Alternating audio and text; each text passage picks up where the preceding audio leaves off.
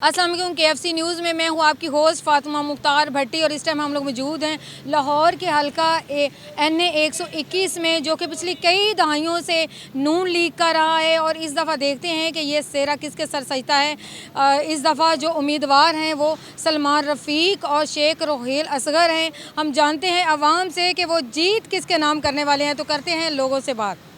हमारे साथ हलके के जनरल कौंसल तोफ़ैल अवान साहब मौजूद हैं। हम इनसे जानेंगे, बहुत सीनियर हैं, कई दहाइयों से देखते आ रहे हैं नून लीग की जीत इस हलके से।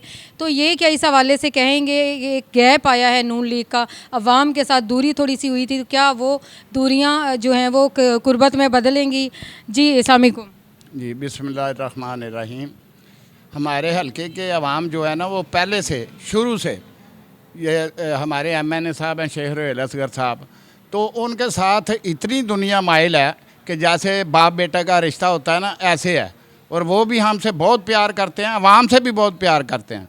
और जितनी भी हमारे इलाके की गलियां, सड़कें, जो भी काम है उन्होंने कराया। सुई गैस के तमाम काम अभी तक वो काम करवा रहे हैं, शुरू से लेकर अभी तक। अब फंड भी नहीं है, लेकिन वो काम जो पहले से मंजूर हुए हैं वो काम जारी हैं।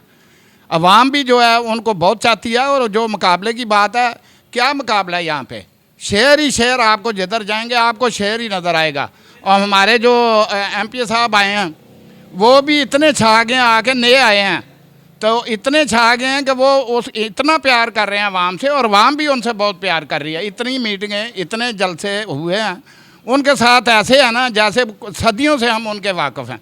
ये दूरियां हो जाएंगी, कुर्बत में बदलेंगी? दूरियाँ, देखें मेरी बात सुने, दूरियाँ जब एक इंसान घर से बाहर चला जाता है तो वो उसको तो बेसब्री से इंतज़ार कर रहे थे लोग कि मियाँ नवाज शरीफ आएगा तो हम उनसे मिलेंगे। तो वो अभी उन्होंने कोई जलसा जुलूस नहीं किया जब वो आए हैं, वो सीधे इस्लामाबाद उतरे थे। अगर वो वहाँ लाहौर एयरपोर्ट पर आते तो दुनिया फिर पता चलना था कि कितनी दुनिया उनके साथ। अब भी आप देख लें, कोई आपको उनका पोस्टर, कोई बैनर, कोई चीज़ उनकी नज़र आ रही है आपको? हमें तो खुदा की कसम अभी तक नाम का नहीं पता कि हमारे मुकाबले में कौन खड़ा है।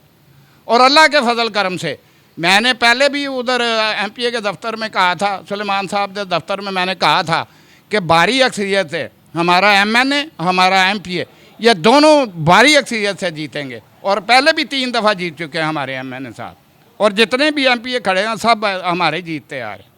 जी, इस वक्त हमारे साथ मुस्लिम लीग नून के एक नौजवान जो हैं वो यूथ को प्रेजेंट करते हुए जियाले मौजूद हैं। तो हम इनसे जानते हैं, ज़िशान शौकत, इनसे जानते हैं कि ये क्या उम्मीद रखते हैं। नून लीग का ये हल्का है कई दहाइयों से, ये क्या इस हवाले से कहेंगे? अस्सलाम वालेकुम। जी वालेकुम सलाम। मैडम देखें कि शेख साहब जो है ना, यहाँ से 3 दफ़ा MNA बन चुके हैं, और इंशाल्लाह हम इस दफ़ा भी पूरा उम्मीद है कि शेख रोहेल असगरी यहाँ से भारी अक्सरियत से जीत सकता है। शेख साहब के अलावा अगर कोई और कैंडिडेट यहाँ पे आ जाए तो वो यहाँ से जीत नहीं सकता, क्योंकि पार्टी से हट के शेख साहब का बहुत ज़्यादा वोट है यहाँ पर। उन्होंने बहुत ज़्यादा मेहनत की है और हक भी उन्हीं का बनता है। और यहाँ पे आप देखें जाके गलियों में, बाज़ारों में, जहाँ भी आप जाएंगे आपको शेख रोहेल असगर के नाम की तख्ती लगी होगी। चाहे वो किसी गली के हवाले से हो, गली PCC के हवाले से हो, ट्रांसफार्मर के हवाले से हो, गैस के हवाले से हो, बिजली के हवाले से हो, किसी भी हवाले से हो, आपको शेख रोहेल असगर और उनके बेटे की मेहनत आपको पूरे हलके में नज़र आएगी। और इंशाल्लाह यहाँ से शेख रोहेल असगर भारी अक्सरियत से जीतेगा। एक गैप आया है नून लीग का, उसके बाद आपको क्या उम्मीद है कि इस दफ़ा क्या आवाम उस तरीके से अटैच हो पाएगी? अवाम आगे भी नून लीग के साथ ही अटैच थी और अब भी अल्हम्दुलिल्लाह नून लीग के साथ ही अटैच है।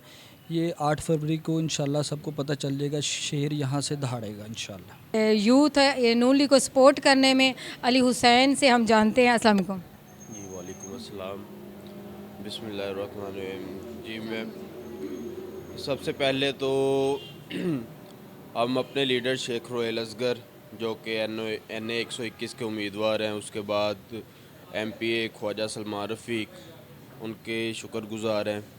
और मियाँ मोहम्मद नवाज शरीफ और मियाँ मोहम्मद शहबाज शरीफ के शुक्रगुज़ार हैं, जिन्होंने दोबारा हमारे MNA शेख रोहेल असगर को टिकट दी है। क्योंकि इस हलके में 15 सालों से MNA शेख रोहेल असगर ही जीते आ रहे हैं, और उनके मुकाबले में कोई भी हो, कोई भी, तो हम नहीं समझते कि इस इलाके से MNA शेख रोहेल असगर साहब के अलावा कोई जीत सकता है। क्योंकि ये एक नून लीग का घर है और उन्होंने अपने साथ अवाम को इस तरह अटैच किया हुआ है कि जिस तरह के खून का रिश्ता होता है।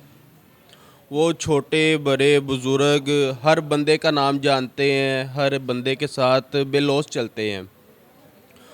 और हमारी तो यही है कि दुआ कि इंशाल्लाह ताला इधर से भारी अक्सरियत से शेख साहब ही जीतेंगे, जो कि लास्ट 15 सालों से जीते आ रहे हैं।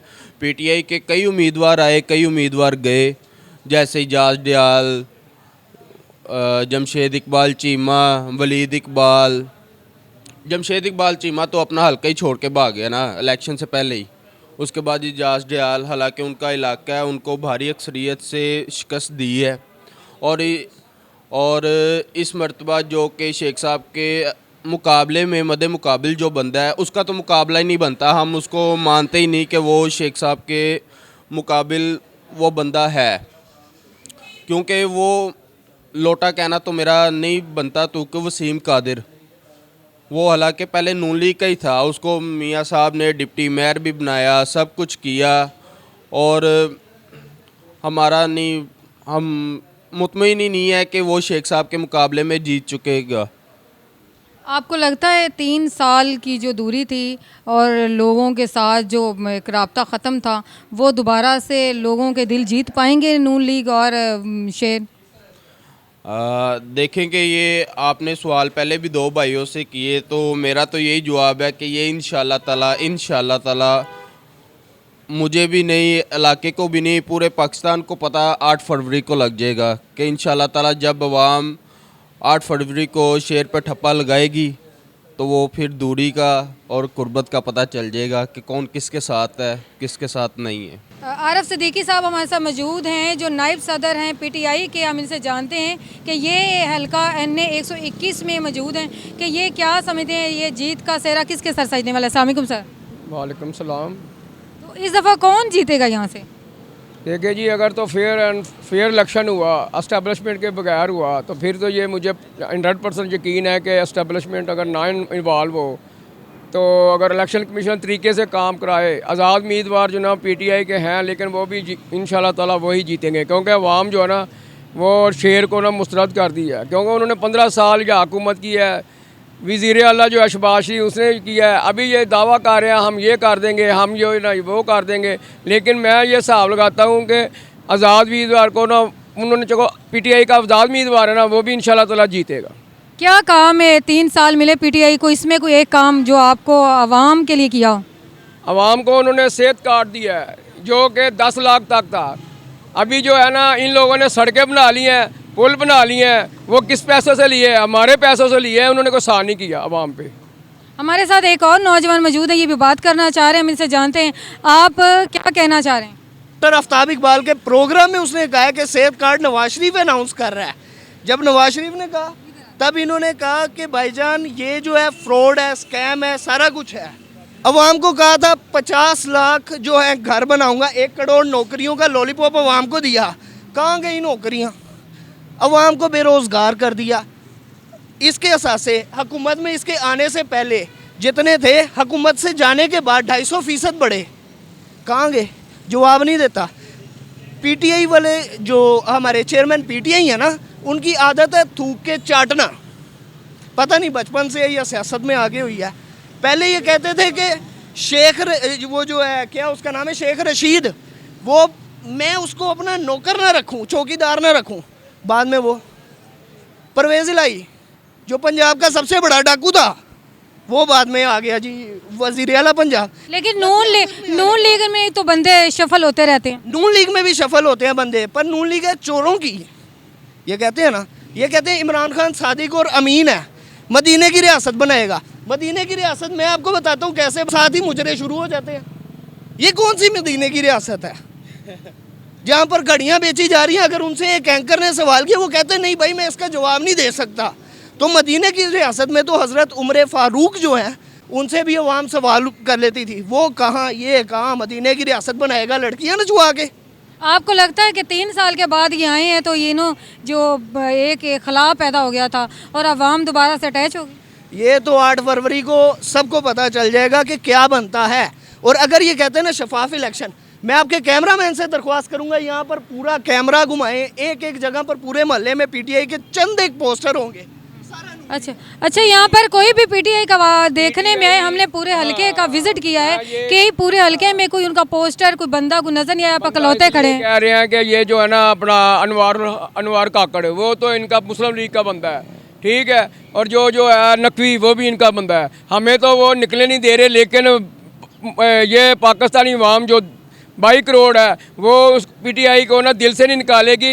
ये जो ना ये शोशाही है, ये जो लगा दिया है 50-40 बंदे लेके, लेकिन अंदर खाते में जब वोट पड़ेगा ना फिर पता चलेगा। सबसे बड़ी बात है, नवाज शरीफ बात करता है कि मैं चोर नहीं हूँ। 5 मरले का तेरा घर था उधर क्या नाम है ग्वाल मंडी में, अब तेरा जो है 5-7 अरब रुपए का जो बेटा वहाँ जो बैठे हुए हैं, तो वो क्या कर रहे हैं? ये हमारा पैसा है। यहाँ जो आप तुम पुल बना रहे हैं, नवाज शरीफ से शहबाज शरीफ से पूछता हूँ, ये पुल बना रहा है, ये सड़कें बना रहे हैं, ये तेरे बाप का पैसा था? ये किसका पैसा था? ये मेरा पैसा था, ये इसका पैसा था, ये मेरे बाबे का पैसा था। ये बहुत कर रहा है मदीना की रियासत। वो बंदा है, वो बंदा है जिसने कहा था कि हजूर सल्लल्लाहु अलैहि वसल्लम, और जो फजलू है डीजल, वो कह रहा था जी ये वो है तो ये है। फजल क्या कहता है? वो तो दाढ़ी मौलवी छुरा है, वो तो सिर्फ ऐसे ही है। आप वोट किसको देंगे? पीटीआई को। वो तो चोर है, उसने फिर भाग जाना, वो तो आया चोरी करने। शेख रोहेल, किसको वोट देना? नून लीग को। यहाँ से अब इनको क्या पता हो, अब ये जो लाहौर में पाकिस्तान में काम करवाया है किसने, अपने ये बता दें कि 3 सालों में कौन सा प्रोजेक्ट है कि जो कंप्लीट हुआ है। हम आपको मियां मोहम्मद नवाज शरीफ के सारे प्रोजेक्ट गिनवाते हैं, मेट्रो, ऑरेंज, पुल, ने किया है वो भी सारा नवाज शरीफ के प्रोजेक्ट से। हाँ जी। और उसके बाद ये कह रहे हैं कि अवाम का पैसा अवाम पर लगाया। उसने तो चलो अवाम का पैसा अवाम पर लगाया, ये चेयरमैन पीटीआई जो है उसने हर महीने आके ना अवाम को लॉलीपॉप दिया। मेरे पाकिस्तानियों, ये महीना बस आखिरी है, अगले महीने जिस तरह पता नहीं क्या हो जाएगा। और 3 साल इस बंदे ने यही लॉलीपॉप दिया और ये कह रहे हैं फजलुर रहमान जो है वो ये वो उनके पहले कलमे से निजात दिलाएंगे। पहली बात। दूसरी बात कि जी मुझे तो अल्लाह पाक ने गलती से इंसान बना दिया, मैंने तो फरिश्ता बनना था। अबे तेरी औकात क्या है? कैसी बात है? उसके बाद सुने, ये कहते हैं जी मैं तो बार बार भूल जाता था, मैं प्राइम मिनिस्टर हूँ। मेरी बीवी फिर मुझे याद करवाती थी। और नशा ही इतना करते हैं, याद ही नहीं था रहता। फराह गोगी कहाँ गई? लोगों की करप्शन गिनवाते हैं, फराह गोगी कहाँ है? ठीक है, जो इसके असासे जो हैं, इसकी हुकूमत में 3 साल के दौर में 250% जो बढ़े हैं, वो कहाँ से बढ़े हैं?